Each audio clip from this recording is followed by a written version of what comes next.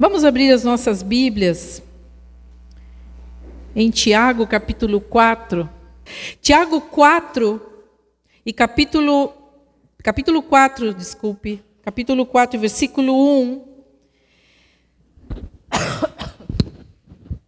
Diz assim a palavra do Senhor: de onde vêm as guerras e contendas que há entre vocês? Não vêm das paixões que guerreiam dentro de vocês? Vocês cobiçam coisas, mas não as têm. Matam e invejam, mas não conseguem obter o que desejam. Vocês vivem a lutar e a fazer guerras. Não têm porque não pedem. Quando pedem, não recebem, pois pedem por motivos errados, para gastar em seus prazeres. Adúlteros, vocês não sabem que amizade com o mundo é inimizade com Deus? Quem quer ser amigo do mundo, faça inimigo de Deus. Ou vocês acham que é sem razão que a Escritura diz que o Espírito que Ele fez habitar em nós tem fortes ciúmes? Mas Ele nos concede graça maior. Por isso, diz a Escritura, Deus se opõe aos orgulhosos, mas concede graça aos humildes. Amém? Um texto que veio ao meu coração nessa semana, porque nós estamos vivendo um tempo muito difícil. Nós estamos olhamos as notícias do mundo inteiro, olhamos o que está acontecendo nessa hora sobre Israel, sobre aquele lugar onde nós olhamos sempre com tanto carinho, porque certamente ali nasceu o nosso Salvador. Mas quando nós olhamos um cenário de total destruição, de total guerra, de total desarmonia, de total desconexão, e ao mesmo tempo nós vemos o cumprimento das Escrituras, porque em vários aspectos a palavra se cumpre.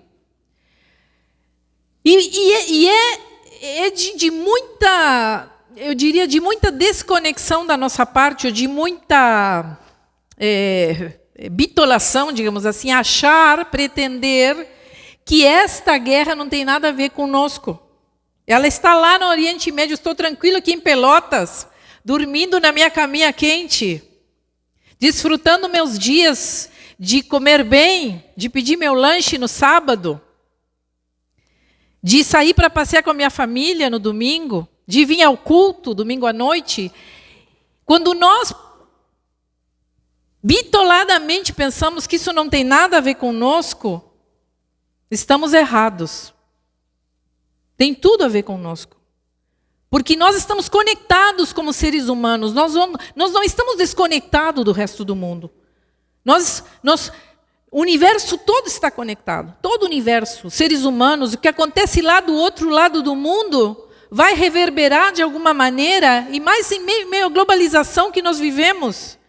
Quando as torres gêmeas caíram, a gente dizia assim, mas é lá nos Estados Unidos, que bom que aqui não tem terrorismo. Quanto repercutiu na economia mundial aquele episódio, né? Quando nós pensamos em pandemia mundial, nós vemos quanto nós estamos conectados, quanto nós não podemos cair fora do que acontece no mundo inteiro. Então, Tiago faz uma reflexão muito forte e diz assim, de onde vêm as guerras? De onde elas surgem? De onde elas aparecem, as contendas, as brigas? Por acaso elas não vêm das paixões que guerreiam dentro de vocês? Ou seja, tudo começa dentro de nós. As guerras não saem do nada, elas começam dentro de uma mente que não está conforme com uma situação. E aqui nós estamos já falando em níveis de psicopatia, porque ninguém mata uma pessoa que é totalmente inocente se não tem um nível de psicopatia, sem razão, porque se eu quero atingir alguém, eu vou atingir quem me feriu, ou quem está ali no poder, mas eu não vou matar uma pessoa que não tem nada a ver com um pastel, mas é o que está acontecendo. E aqui eu não estou defendendo lado nenhum. Não pensa que eu tenho lado, eu não tenho lado nenhum. Todos numa guerra são vítimas, gente. Nós estamos vendo todos os dias imagens cruéis, tem imagens que eu não quero ver. Eu digo, Senhor, é muito, eu não consigo ver uma criança assim. Eu não consigo ver uma mãe morrendo e uma criança do lado olhando para aquela mãe e com os olhinhos de pavor. Mas esses somos nós. Nós estamos ali também. Nosso coração, muitas vezes, está conectado com o que é mal. Nosso coração guerreia, há guerras dentro de nós. Há batalhas, há contendas. Não há paz no nosso coração. Só que nós fomos criados para viver em paz. Saiba disso. Deus nos criou para vivermos em paz. Ele não planejou as guerras. O pecado trouxe a guerra. A nossa queda trouxe a guerra. Mas Deus não nos fez para a guerra. De jeito nenhum. O nosso Deus nos criou para a vida. Quando nós olhamos a vida de Davi, há um episódio que era um homem de guerra. E olha só, era um homem de guerra. Uma coisa tão contraditória. Um homem de guerra, mas era um homem segundo o quê? O coração de Deus. Como podemos conciliar isso? E nós podemos dizer, sim, era outro tempo, pastora. Mas ele era um homem de guerra. Mas era um homem segundo o coração de Deus para aquela época. Aqui estamos falando de Antigo Testamento, onde Jesus ainda não tinha vindo como Messias. Mas naquele contexto em que Davi se torna uma pessoa que mata, que sai à guerra e mata, naquele contexto em que ele começa a viver uma certa paz e começa a viver naquele palácio, ele pensa assim, puxa, eu estou vivendo aqui nesse palácio e Deus não tem uma casa para habitar. E ele começa a planejar um templo dentro da sua cabeça. E quando ele traz essa proposta a Deus, Deus responde para ele muito diretamente, diz, não vai poder ser tu que faça esse templo para mim. Porque tuas mãos estão cheias de sangue. Tu és um homem de guerra. Tu és um homem que matou. Não é? Então, quando nós olhamos e ele orienta que o templo seja construído depois pelo seu filho, e ele promete a Davi que o reinado do próximo rei, que seria seu filho Salomão, seria um reinado de paz. E realmente foi o que aconteceu. Quando Salomão começa a reinar em sabedoria, ele era um homem que ouvia Deus, que Deus lhe concedeu sabedoria. Israel começou a viver um tempo de muita paz. Tanto que os reis da terra vinham conversar e ver o que estava sendo feito ali por Salomão, porque a fama de Salomão, por ser um homem sábio e um homem de paz, se tornou aos olhos de todo mundo algo excepcional para aquele tempo. No entanto, junto com essa promessa de que seu filho tomaria o trono e que seria um tempo de paz, Deus promete a Davi também o Messias. E Deus fala muito claro, porque diz assim que através da linhagem de Davi, Deus oferece o príncipe de toda a paz, que é o nosso Senhor Jesus. Em meio a um homem, a mãos ensanguentadas de um homem violento, porque por mais que ele tinha um coração humilde, eu acredito que nenhum de nós aqui, não sei, eu não conheço todos, mas eu acredito que nenhum de nós matou alguma vez uma pessoa, talvez sim, algum teve que, não sei. Mas eu nunca matei ninguém, nem sei lá, eu acho que o último que eu matei foi uma mosca lá em casa. Mas eu penso que o que tem dentro de uma pessoa, coragem, o algo que toma uma pessoa para conseguir matar. Davi era esse homem. Era um homem que, se ele tinha que matar, matava. Então, no entanto, quando fica claro que Deus vai fazer um trono eterno através da linhagem de Davi, trazendo a figura do Messias prometido, dizendo, olha, eu vou fazer para este povo, através da tua linhagem, vou trazer este que vai ser o príncipe de toda a paz. E Davi entende que aquilo vai ser um reino eterno. Talvez não entenderia totalmente, mas alguma coisa ele conseguiu entender que a sua linhagem iria até o fim, porque é o que ele fala ali na hora. Mas essa passagem nos deixa claro ali em 1 Crônicas 17, que o sagrado não se alinha com a violência da guerra. Não se alinha. Sabe? Porque Deus não deixaria Davi, um homem segundo o coração de Deus, construir o seu templo? Ele diz claramente, não, um homem que matou, ou seja, o sagrado não se alinha com a violência da guerra. A guerra nunca solucionará o problema do coração do ser humano, amigos e irmãos. Jamais. Quando nós pensamos, não, tem que matar todo mundo, mata esses terroristas. Talvez nós estamos usando essa palavra, não vendo ali um homem pecador, um homem caído, um homem que não tem Deus na sua vida, um homem que tem uma violência tal dentro de si, e aqui eu não estou defendendo terrorista. Entende o que eu estou falando? Estou olhando o ser humano que é por trás daquilo. Olha que ponto um ser humano, porque já, para mim, é um nível de psicopatia. Eu acho que a psicologia enquadra os terroristas dentro desse nome, psicopatia, porque não é possível alguém matar, usar escudo humano uma criança. Tá? Mas eu também vejo o coração humano caído, em pecado, longe de Deus, completamente desconectado e sem conhecer que foi feito para viver em paz e não em guerra. Amados, quando Jesus nasceu, os anjos cantaram paz. Jesus veio para nos mostrar esse caminho da paz. Os anjos cantaram paz à terra e aos homens de boa vontade. E quando Jesus sobe ao céu, 2 episódios que marcaram esse reinado do Messias, esse reino que veio a ser implantado na terra. Ele nasce com uma promessa de paz, paz aos homens de boa vontade. E ele sobe aos céus, e antes de subir ele diz, minha paz vos deixo, minha paz vos dou, não como o mundo a dá. Ele desce, ele vem à terra em forma de homem, prometendo paz, e sobe aos céus, deixando a sua paz para nós. Essa paz que tem que permear os nossos relacionamentos. Essa paz que tem que ser o caminho e todos os caminhos que nós empreendemos quando nós vamos pensar em viver ou pensar em fazer alguma coisa quando vamos tratar com uma pessoa. Queridos, a paz é uma dádiva. Nós não podemos produzir a paz, e muito menos podemos criá-la. Porque ela é um dom de Deus. Tudo o que podemos fazer é preparar os nossos corações para receber essa paz. Entende isso? É o Espírito Santo que nos traz essa paz. Porque o significado mais profundo e fundamental da paz é a harmonia espiritual causada pela restauração de um indivíduo em Deus. A harmonia quando Deus nos alcança.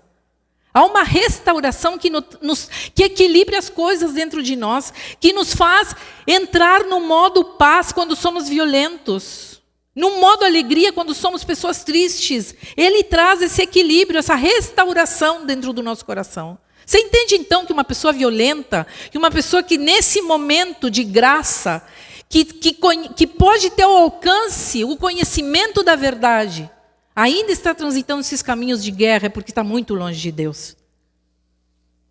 Então, queridos, eu penso que, eu não sei se essa impressão é só minha, mas eu observo o mundo de pós-pandemia, eu não sei se eu esperava que, na minha ingenuidade, pensava que o mundo pós-pandemia, eu não sei quantos pensaram igual a mim, que ia ser um mundo completamente diferente, nós íamos viver de outra maneira, nós íamos viver mais conectados, mais pacientes, mais tolerantes, porque tínhamos ensinado e tínhamos aprendido as lições da pandemia. No entanto, não é o que nós vemos. Nós vemos pessoas cada vez mais intolerantes, nós presenciamos o ser humano cada vez mais azedo, cada vez mais violento, cada vez mais duros nas suas palavras, cada vez mais ofensivo, cada vez mais sem paciência com nada, cada vez mais em uma posição de ataque às pessoas. Esse é o mundo que eu tenho observado. Quando nós saímos à rua, nós vemos coisas absurdas acontecendo. Nós vemos as pessoas quebrando tudo se tem que quebrar, porque a raiva, são tomados de raiva. Me parece que o ser humano piorou depois da pandemia. Ele não melhorou, ele ficou mais egoísta. Ele ficou mais solitário, a gente não quer receber mais ninguém em casa, porque a gente se acostumou a essa distância. E em vez da gente ter saudade de estar perto, a gente ficou cômodos na nossa distância, porque ficou melhor a gente ficar nas nossas casas, com as nossas famílias, com a gente com quem a gente gosta, e não sentir o cheiro de ninguém. Só que a paz dentro de nós precisa fazer conexões. Deus nos chama um caminho de paz. Deus nos chama um caminho de restauração. Nós preparamos a mesa. Prepare a sua mesa então, não só cante. Prepare a sua mesa, porque os inimigos da paz que Jesus nos deixou, e eu poderia citar muitos nessa noite, são vários os inimigos da paz que Jesus nos deixou, mas um deles que eu queria falar, que o Senhor colocou no meu coração para essa noite, um deles é a desconexão, é o desapego, é a desconexão. É um inimigo da paz. A desconexão é um inimigo da paz. Tem um escritor uruguaio chamado Eduardo Galeano, é meu compatriota, meu conterrâneo, né, da mesma pátria que eu. Ele faz uma reflexão sobre essa desconexão que nós vivemos, e ele diz assim: vivemos em plena cultura de aparência. O contrato de casamento importa mais do que o amor, o funeral mais do que o morto, a roupa mais do que o corpo e o culto mais do que Deus. Completa desconexão. Assim estamos. Agora, toda desconexão é o pano de fundo para uma guerra em qualquer âmbito. Você não pense que antes de estourar a guerra lá e os terroristas começarem tudo isso, porque com certeza já vinham coisas acontecendo, não pense que antes de tudo isso houve uma desconexão total dos povos ali. Povos que precisavam ser amigos, precisavam de respeito, precisavam de conexão. Ao final de contas, vêm de uma mesma raiz. Os filhos de Abraão. Essa briga começou lá atrás. Quando nós pensamos em desconexão, nós entendemos que a guerra clama por conexão e paz. Toda guerra. Essa guerra está nos falando. Está nos falando que o ser humano está precisando de conexão e paz. Porque é só assim que uma guerra vai terminar, através de uma conexão e paz, e um momento de paz. Não é possível terminar uma guerra. E uma guerra tem que terminar em algum momento, certo? Não sei quantos militares tem aqui, ou policiais, mas vocês sabem que quando nós, mesmo que seja uma guerra de facções, uma guerra aqui perto de nós, ela precisa terminar uma hora. E ela só vai terminar no momento em que haja paz. Não é possível fora disso. Então, a guerra nos chama a uma conexão chamada paz. Ela está gritando algo que dentro de nós já existe há muito tempo, uma desconexão com aquilo que é eterno. E por causa do sacrifício de Cristo, nós somos restaurados a um relacionamento de paz com Deus, então de conexão. É só através dele que a gente pode se conectar, novamente, como seres humanos. Não é de outra maneira. Não é possível de outra maneira. Se a gente não olhar para a cruz primeiro, nós não vamos conseguir essa conexão. E eu quero que nessa noite a gente pense em nós. Porque se nós achamos que temos alguma conexão com isso que está acontecendo lá, que certamente a temos, essa paz precisa começar com nós, aqui do outro lado do mundo. Mesmo que seja um trabalho de formiguinha. Mesmo que seja um trabalho de formiguinha. Nós precisamos nos conectar com a nossa paz. E a primeira coisa que o inimigo tentou fazer, se nós olhamos bem a história de toda a guerra e de toda a desconexão, você vai ver que lá no Éden, o inimigo das nossas almas, a primeira coisa que ele fez foi plantar a semente da desconfiança ao apego que nós tínhamos de Deus. E aí começou todas as desconexões que nós temos com o nosso Deus. Ele foi lá e plantou essa desconfiança. Deus não é tudo isso que vocês pensam. Ele está enganando vocês. Foi isso que ele falou para Eva. Ele não é tudo isso. Ele está enganando vocês. Ele diz que vocês não comam dessa árvore, mas na verdade é porque ele não quer que vocês sejam igual a ele. A desconfiança foi plantada com o nosso Deus. Então, quando eu me apego a algo no lugar de Deus, eu preciso entender isso. Que quando eu me apego a algo no lugar de Deus, porque quando a gente se desapega de Deus, preste atenção nisso, quando nós nos desconectamos de Deus, quando nós nos desconectamos, nos desapegamos desse Deus, que fomos chamados a viver em paz com Ele, nós, sim ou sim, nós vamos colocar alguma coisa no lugar desse Deus. Porque a gente já tem, nós vamos sentir falta de alguma coisa que tínhamos no Éden, que já está no nosso DNA, que já está no nosso código genético, que é a conexão com Deus. E a desconexão que tivemos com Ele. Então, alguma coisa nós vamos achar no nosso caminho de viver nessa terra que vai ocupar o lugar desse Deus.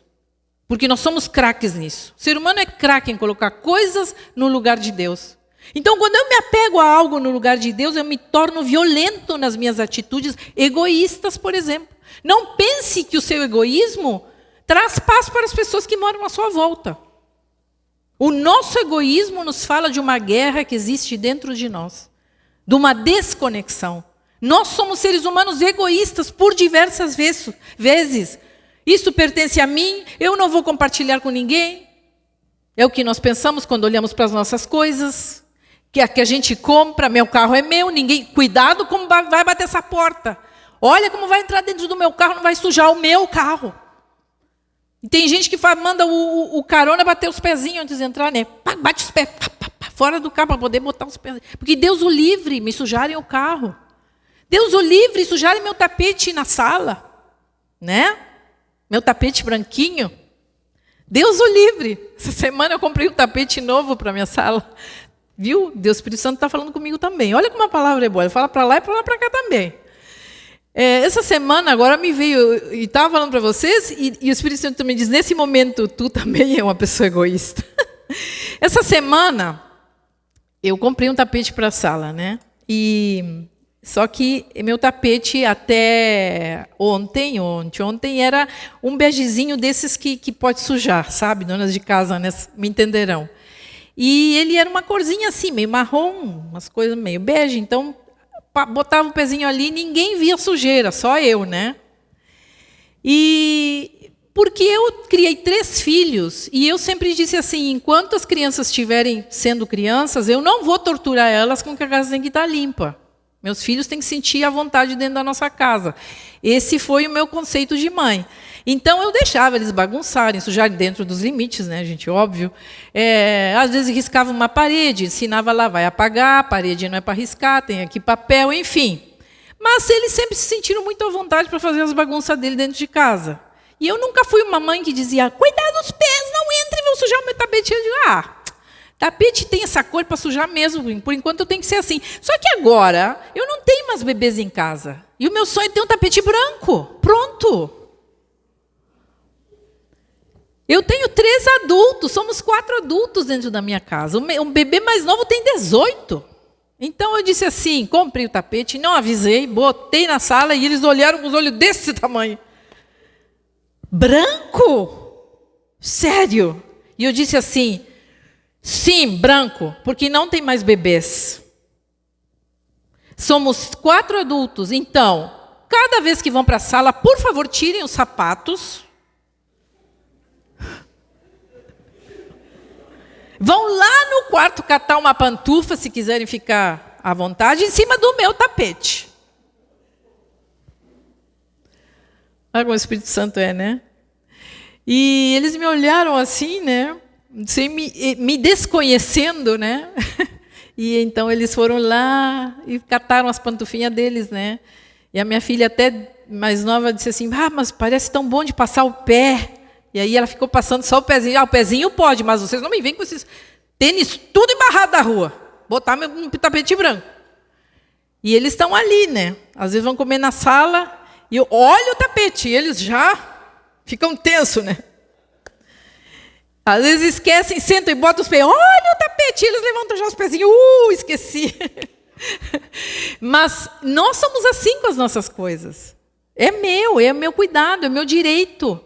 Eu tenho o direito de botar um tapete branco na sala. Agora, quando chegar, eles vão dizer, tu pregou, agora nós podemos botar os pés no tapete. Mas tudo bem. Tudo bem. Mas vocês não me cobrem. Vai continuar, a regra vai continuar a mesma.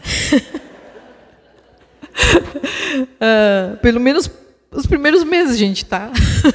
Me deixem ver o meu tapete limpinho uns meses só, tá bom? Mas a gente entende, a gente fica apegado a essas coisas, gente. Esse é o problema nosso. Nós damos mais importância às coisas do que às pessoas que moram na nossa casa.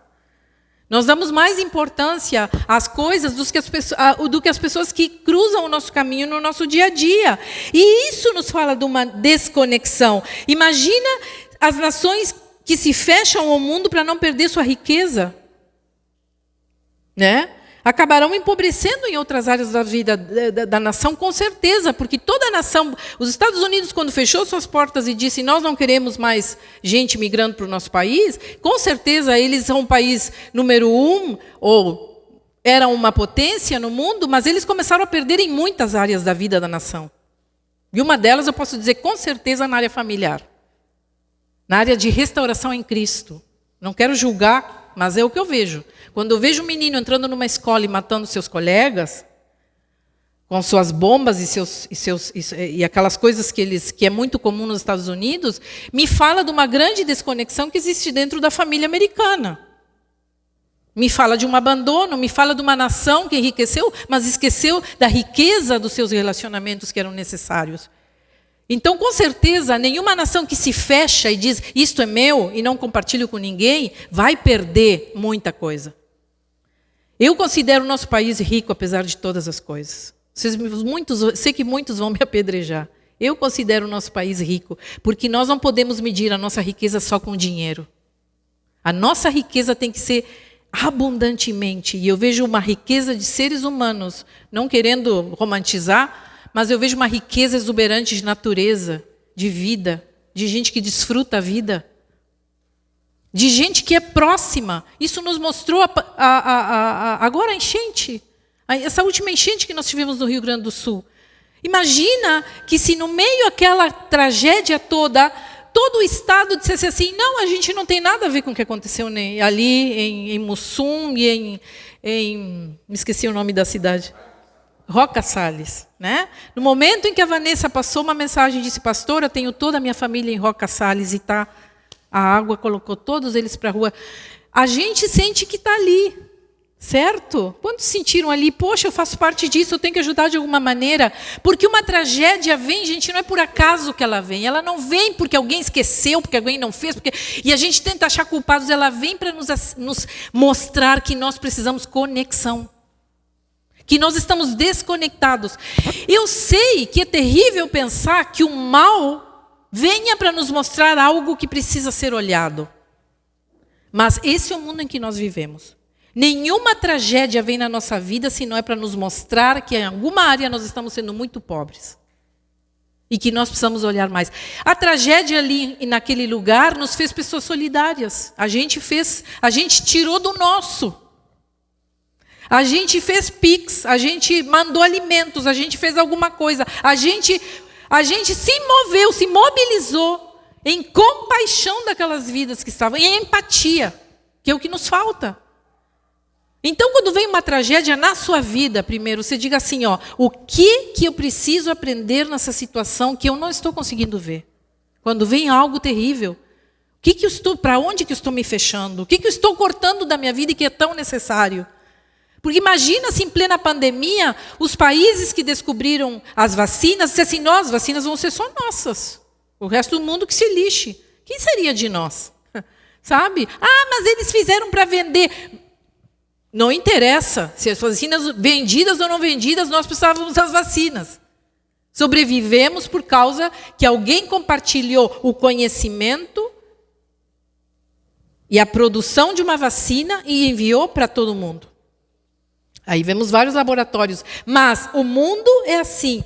Toda tragédia vem para nos ensinar alguma coisa muito importante. E nesse momento eu entendo que Deus está nos chamando a uma conexão. Porque a gente, quando eu me apego a alguém, porque a gente não se apega só às coisas, a gente se apega também às pessoas. Nós também somos craques em nos apegar às pessoas. Porque quando eu me apego a alguém no lugar de Deus, eu me pego às coisas em lugar de Deus, mas eu me apego às vezes às pessoas em lugar de Deus. Eu coloco pessoas no lugar onde Deus deveria de estar na minha vida. Eu coloco as pessoas que me cercam para que elas estejam ali me oferecendo e me dando aquilo que eu preciso para viver nessa vida. Quando eu me apego no lugar de Deus, eu me torno violento, mesmo que isso seja manifestado no meu mais puro e profundo silêncio. Por quê? Porque Deus gosta de ser amado no outro. É verdade, eu falo isso toda vez que eu prego. Deus gosta de ser amado no outro. Você que ama a Deus, ame o outro. Ame quem está perto de ti. Eu amo a Deus porque eu canto louvor, mas como nós tratamos as pessoas que estão na nossa volta? É assim que nós amamos a Deus. Deus gosta de ser amado no outro. Quando nós amamos as pessoas que estão na nossa volta, Deus se sente amado. Porque Jesus nos falou isso por diversas vezes. Mas quando eu faço do outro, e aí é que eu faço a diferença da coisa, quando eu faço do outro o próprio Deus, aí isso me adoece e me desconecta com Deus.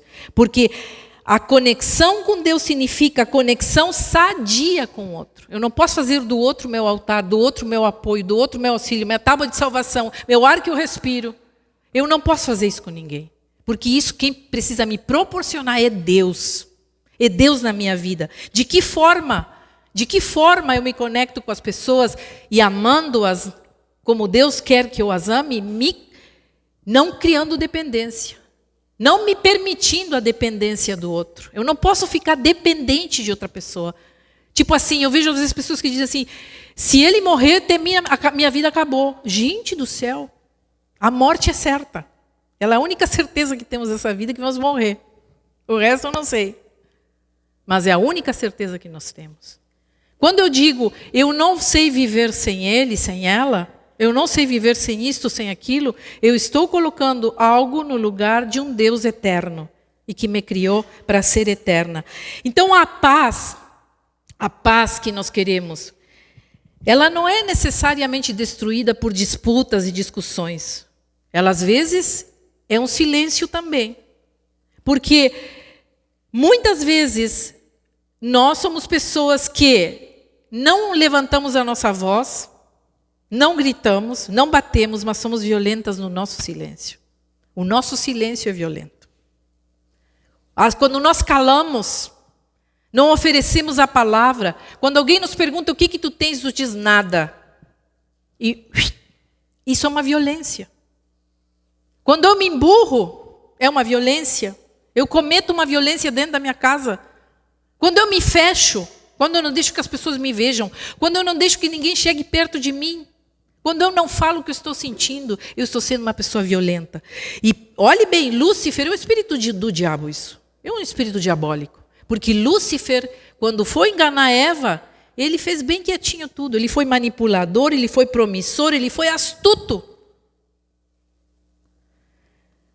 A violência, queridos, é uma coisa que toma diferentes roupagens. Porque às vezes nós podemos dizer, mas eu não sou violenta, eu não sou violento. Eu digo, a violência toma diferentes roupagens e às vezes ela se chama silêncio ou apatia. Ela é a nossa apatia à vida. Ela é o nosso silêncio. Ela é a nossa falta de diálogo. Ela é a nossa falta, nossa inaptidão a nos conectarmos com outro ser humano. Eu gosto de ficar com as minhas coisinhas no meu quarto. Eu gosto de ficar na minha casa, não sair, não quero ver ninguém. Eu gosto de ficar com a minha família, não me conectar com mais ninguém. Cuidado, isso é violento. Como assim, pastora? É violento. Porque nós estamos impedindo as pessoas que elas se conectem com a gente. E a gente vai, aos poucos, se distanciando. E quando nós queremos ver, nós estamos sozinhos, completamente sozinhos. Então, quando nos apegamos a Deus e nos desapegamos às pessoas, então a depressão, por exemplo, é uma coisa que vai embora. Porque a depressão é, senão, a desconexão que nós temos com as pessoas. Por trás de toda a depressão, você vai ver uma pessoa que só pensa e está focada nas suas coisas. No que não deu certo, em como poderia ter sido sua vida, em como ela gostaria que fosse e não é, numa vida ideal que não tem, em alguém que foi embora e nunca mais voltou, em alguém que não dá atenção mais como ela gostaria que desse, num trabalho que não vingou, ou em algo que não foi como ela gostaria. É uma pessoa completamente centrada no eu, mim, para mim, por mim. Olha para mim. Olha para o meu umbigo. Por trás de toda depressão. Às vezes você vai dizer, mas isso é muito cruel, porque é uma coisa que vem sem eu buscar. É tão inconsciente isso que eu estou falando, é tão inconsciente, isso permeia o mais profundo da nossa alma que a gente nem percebe. Mas nós temos uma grande desconexão e um grande apego a algo ou alguém que nos faz entrar numa depressão profunda. Tanto que quando você vai no psicólogo, quando pessoas deprimidas vão para o psicólogo, a primeira coisa que o psicólogo diz, olha, faça coisas para fora. Se conecte, vá num asilo, sirva outras pessoas. Porque é o serviço que faz com que a gente se conecte com o outro. É a importância que nós damos. Olhar a necessidade de outras pessoas vai fazer com que a gente nos conectemos com Deus e, portanto, a motivação para viver, então, se torna o nosso Deus e não outra coisa. E não como eu gostaria que minha vida fosse. De repente, minha vida não é nada daquilo que eu planejei. Mas eu tenho um Deus a quem eu me agarrei firme. E eu sei que tem um propósito nisso, então eu confio. E quando eu confio, a tristeza vai embora. Tem que ir. Não tem como. Eu estou falando porque eu já fui uma pessoa depressiva. Não estou falando do que eu não vivi. Já fui uma pessoa que ia para a cama, chorar as minhas mágoas e entrar em depressão. Quando Jesus tocou meu coração e transformou a minha vida, e eu disse, Senhor, eu quero te servir e não ser servida, Deus começou a operar dentro de mim, o olhar sobre o outro, aos poucos, e me fez enxergar a beleza da vida, a alegria de viver para Ele. Então, quando vem o caos, quando vem coisas difíceis, eu sempre penso assim, Senhor, Tu estás acima de tudo isso. Eu não me conecto com isso, porque Tu estás acima. E Tu és dono da minha vida. Eu faço essa oração toda vez que a tristeza quer me tomar. E digo, Senhor, eu Te pertenço. E nada nesse mundo me fará entrar num buraco tão profundo. E o Senhor me resgata. Então, queridos, pense na desconexão como um inimigo da paz que Jesus nos deixou. E outro inimigo da paz que Jesus nos deixou, o que eu chamo de tríade, coloquei o nome de tríade do inferno. Por quê? Porque no Éden, logo após a desobediência, Adão e Eva sentiram, o que foi que eles sentiram medo? Mesmo medo? Eles sentiram medo. Adão e Eva, naquele momento de desconexão com Deus, eles sentiram, a primeira coisa foi medo. Medo de estar nus diante de Deus. Medo, eles diz que se esconderam quando ouviram a voz de Deus. Se esconderam por quê? Por que se esconderam? Pelo medo. Tiveram medo. Só que o medo, ele produz em nós insegurança, é uma tríade. O medo produz insegurança em nós. Quando nós sentimos medo, nós nos sentimos inseguros. E a insegurança produz em nós uma inestabilidade. A gente se sente uma gangorra, a gente não sabe para que lado ir. A gente se sente meio que perdido. Então é uma tríade que se retroalimenta medo, insegurança e instabilidade. Uma pessoa que é incapaz de qualquer violência é aquela que não tem medo. Você entende? Se você se acha uma pessoa em paz e uma mulher, um homem de paz, você vai ver que você poucos medos tem. E quando você tem medo, você diz assim, Senhor, me ajuda a transpor esse medo. E a gente enfrenta os medos. Enfrenta os medos. Em nome de Jesus, nós precisamos enfrentar os nossos medos. Porque a tríade da desconexão é responsável primeiro pela intolerância e fanatismo, sabe?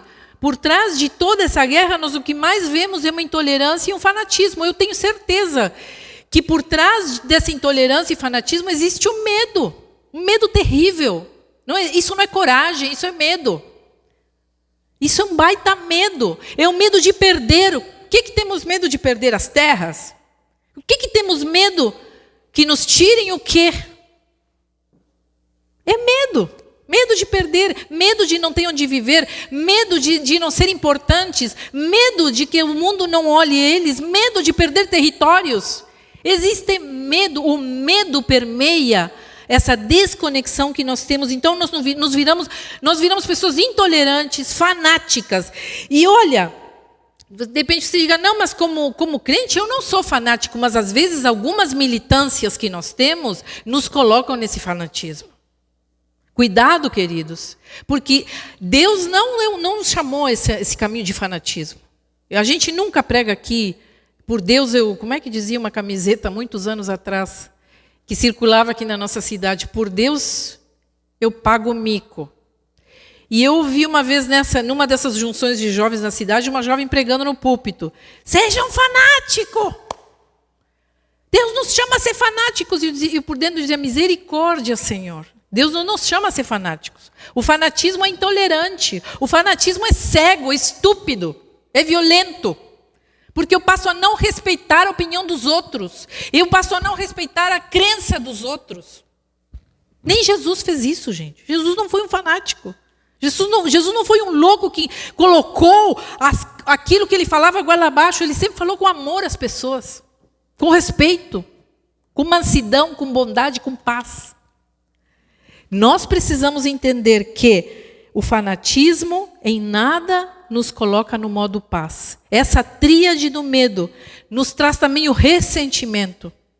Nós vemos aí nessa guerra muito ressentimento. Há um ressentimento arcaico que vem lá. Se você for ver a história de como isso tudo começou, né? Isso vem lá de muitas gerações. Começou lá atrás, no Antigo Testamento. Lá com Abraão. Então nós ficamos pensando que ressentimentos, e quando nós pensamos em nós como pessoas ressentidas, talvez você diga, eu não sou uma pessoa ressentida. Pois é, mas todo ressentimento nos faz ferir pessoas que nos querem ajudar. Sabia disso? Nós ferimos. A gente coloca uma raiva, a gente tem dor.